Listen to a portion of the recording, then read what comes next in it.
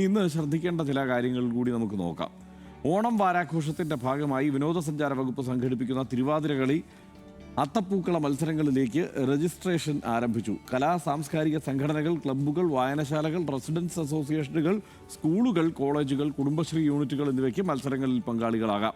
താൽപ്പര്യമുള്ളവർ ഓഗസ്റ്റ് 8 മുൻപായി തിരുവനന്തപുരം വിനോദസഞ്ചാര വകുപ്പ് ഡയറക്ടറേറ്റിൽ നേരിട്ടോ ഫോൺ വഴിയോ പേര് രജിസ്റ്റർ ചെയ്യേണ്ടതാണ്.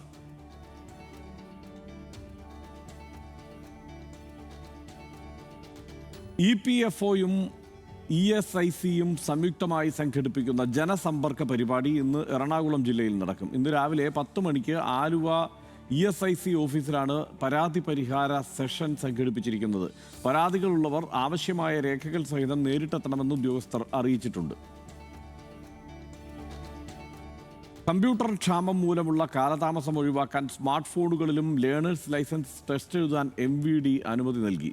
ഫേഷ്യൽ റെക്കഗ്നീഷൻ സംവിധാനമുള്ള MVD ലീഡ്സ് മൊബൈൽ ആപ്പ് ഉപയോഗിച്ച് മോട്ടോർ വെഹിക്കിൾ ഇൻസ്പെക്ടർമാരുടെ നേരിട്ടുള്ള മേൽനോട്ടത്തിലായിരിക്കും പരീക്ഷ നടക്കുക. കേന്ദ്ര സാംസ്കാരിക മന്ത്രാലയം സാംസ്കാരിക പ്രവർത്തകർക്കും യുവ കലാകാരന്മാർക്കും നൽകുന്ന വിവിധ സ്കോളർഷിപ്പുകൾക്കും ജൂനിയർ സീനിയർ ഫെലോഷിപ്പുകൾക്കും ഇപ്പോൾ അപേക്ഷിക്കാം.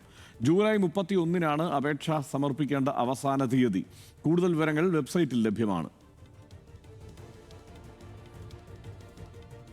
ഇന്ദിരാഗാന്ധി നാഷണൽ ഓപ്പൺ യൂണിവേഴ്സിറ്റിയുടെ ജൂലൈ സെഷനിലേക്ക് അപേക്ഷിക്കാനുള്ള സമയപരിധി നീട്ടി. വിവിധ UG, PG സർട്ടിഫിക്കറ്റ്, ഡിപ്ലോമ കോഴ്സുകളിലേക്ക് ഈ മാസം 31 വരെ ഓൺലൈനായി അപേക്ഷകൾ സമർപ്പിക്കാവുന്നതാണ്.